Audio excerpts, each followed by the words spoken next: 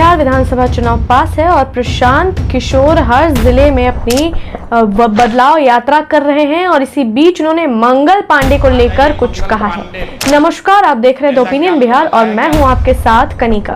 देखिए, पीके ने मंगल पांडे के फ्लैट मामले में फिर बड़ा खुलासा कर दिया था। उन्होंने बोला मंगल पांडे की पत्नी उर्मिला पांडे के अकाउंट में 2 करोड़ 12 लाख रुपए साल 2019-20 के दौरान जमा हुए। ये बताए कि अगर आपके पास इतना पैसा था तो दिलीप जायसवाल से कर्ज क्यों लिए। जरा सुनिए इस वीडियो में प्रशांत किशोर मंगल पांडे को लेकर और क्या कुछ कह रहे हैं। अब आ जाइए मंगल पांडे पर। जैसा कि आपको बताया गया था, मंगल पांडे ने द्वारका में जब पूरे देश में कोविड का दौर चल रहा था तो बिहार के स्वास्थ्य मंत्री घर खरीदने में लगे हुए थे। एक उसका किस्त मैंने आपको बताया था कि 25 लाख रुपया किस अकाउंट से आया। वो मंगल पांडे जी के ने पैसा दिलीप जायसवाल से लिया और सीधे न लेकर पहले अपने पिताजी के अकाउंट में पैसा लिया, फिर पिताजी के अकाउंट से अपने पत्नी उर्मिला पांडे जी के नाम पर पैसा लिया और उस अकाउंट से ही उस फ्लैट के मालिक को भुगतान किया गया। तो दिलीप जायसवाल जी ने एक बात ये कहा, अपने डिफेंस में 2 बात उन्होंने कही। एक कि हम इतने ईमानदार मंत्री हैं कि हमको 25 लाख रुपया की जरूरत पड़ी तो हमको पिताजी से कर्ज लेना पड़ा, ऐसा उनका दावा है।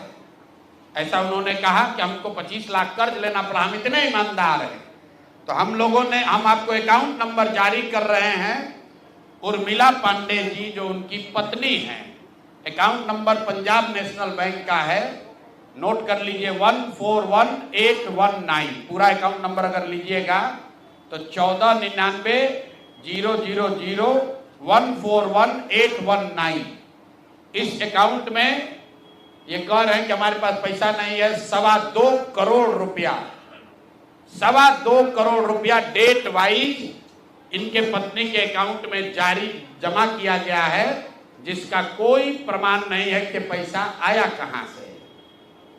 2 करोड़ रुपया से ज्यादा 2 करोड़ 12। तो जैसा कि आपने सुना प्रशांत किशोर ने क्या कुछ कहा, खासकर उन्होंने सम्राट चौधरी पर भी निशाना साधा। उन्होंने बोला सम्राट चौधरी नाम बदलने के विशेषज्ञ हैं, सदानंद सिंह मर्डर केस में आरोपी हैं और फर्जी उम्र का सर्टिफिकेट बनाकर जेल से बाहर निकले हैं। चुनावी हल्फनामे में उम्र और डिग्री को लेकर गलत जानकारियां दे रहे हैं। जरा सुनिए इस वीडियो में प्रशांत किशोर सम्राट चौधरी को लेकर क्या कुछ कह रहे हैं। ये दूसरे बड़े नेता हैं यहाँ के सम्राट चौधरी, यहाँ के उप मुख्यमंत्री हैं।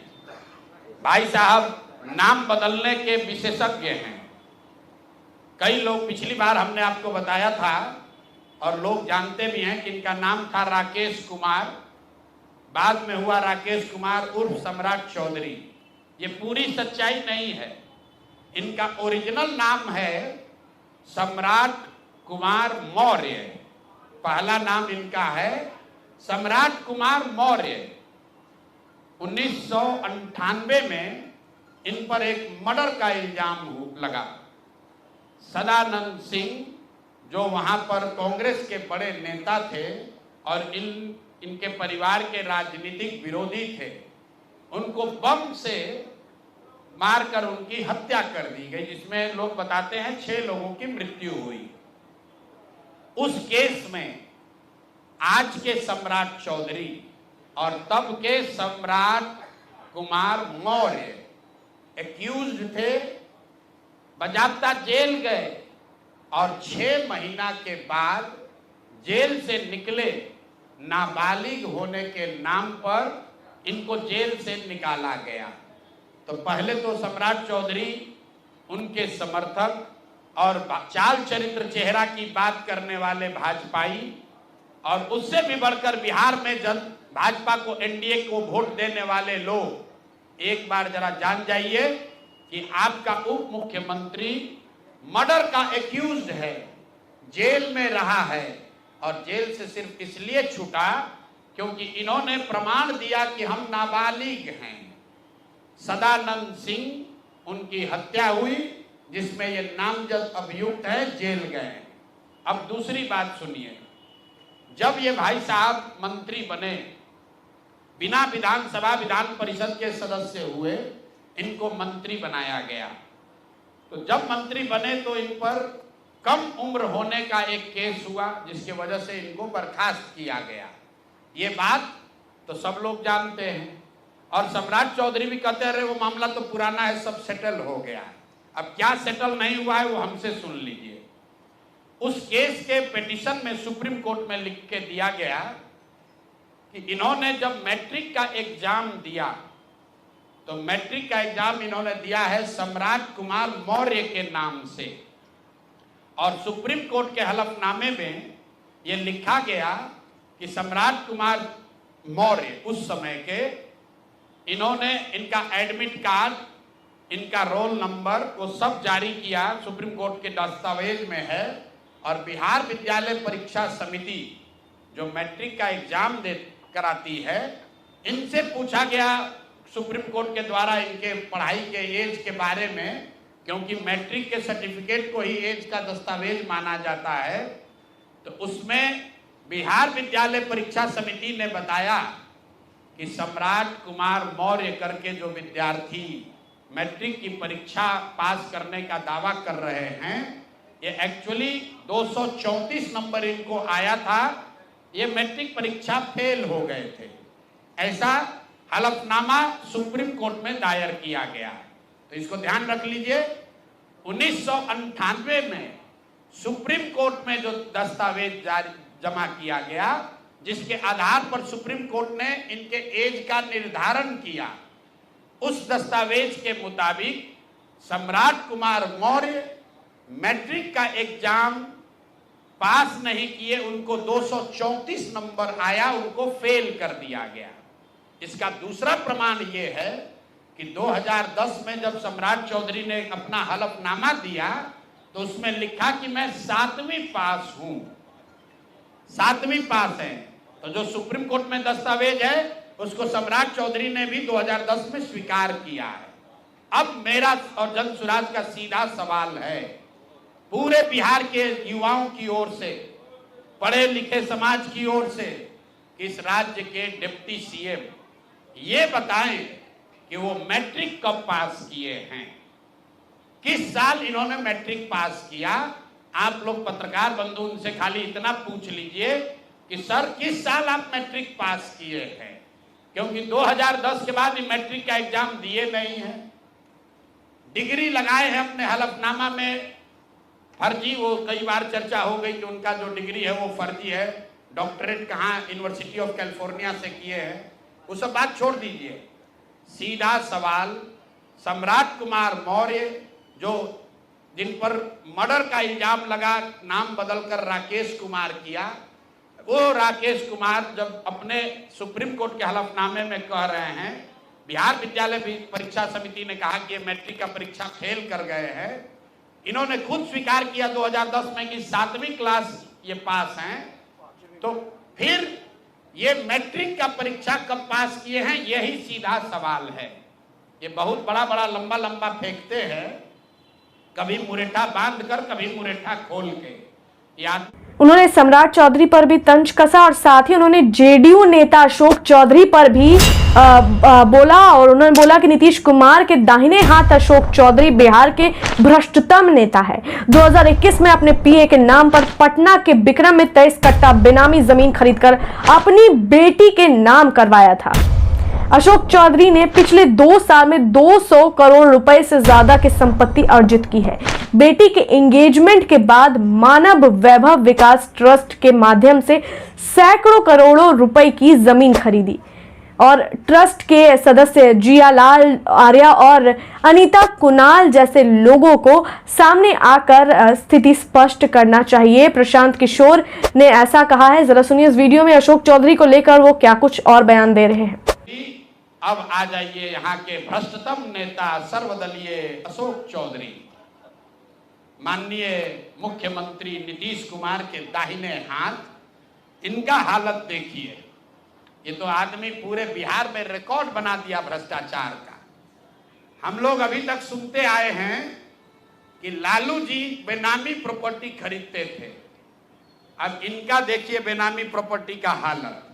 ये दस्तावेज इतना है कि जैसा मुन्ना जी बता रहे हैं कि समेटते समेटते हम लोग थक गए कि भाई कितना भेजोगे। हमने अब कह दिया भाई अब और जमीन का कागज मत भेजो। भाई साहब के एक पीए हैं, पीए थे दत्त साहब, योगेंद्र दत्त, नाम याद रखिए। अशोक चौधरी के पीए योगेंद्र दत्त 2019 में, जरा कागज निकाल, 2019 में अशोक चौधरी जी ने 34 लाख रुपया में योगेंद्र दत्त के नाम पर विक्रम में 1 एकड़ जमीन, करीब करीब 1 एकड़ जमीन, 0.7 एकड़, 23 कट्ठा जमीन इन्होंने खरीदा। 76 डिसमिल जमीन है जो 23 सवा 23 कट्ठा होता है, करीब करीब 0.7 एकड़। विक्रम में 34 लाख में जमीन खरीदा गया योगेंद्र दत्त के नाम पर, जो उस समय अशोक चौधरी के पीए थे। अब सुनिए इसमें कहानी। 2 बरस के बाद दत्त साहब ने वो जमीन ट्रांसफर रजिस्ट्री कर दिया अशोक चौधरी के बेटी और अभी के सांसद शांभवी चौधरी के नाम पर 34 लाख रुपया में। इसका डीड है, ये डीड आपको जारी करेंगे, आप देख लीजिएगा। अब इसमें नई बात, अच्छी बात क्या है, नई बात क्या है?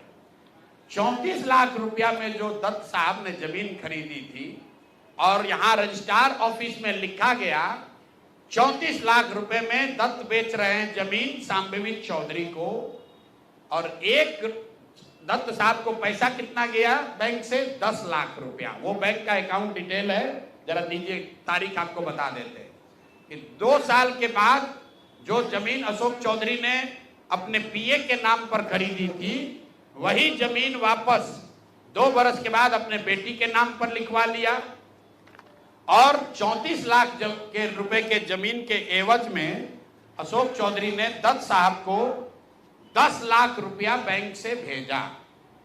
यहां तक भी बात ठीक है भाई, ये कह सकते हैं कि हम बाद में पैसा दिए होंगे।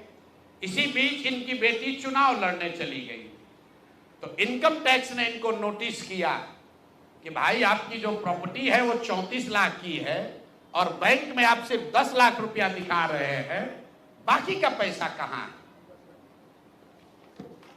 तो 10 लाख जमीन इनकी रजिस्ट्री हुई है।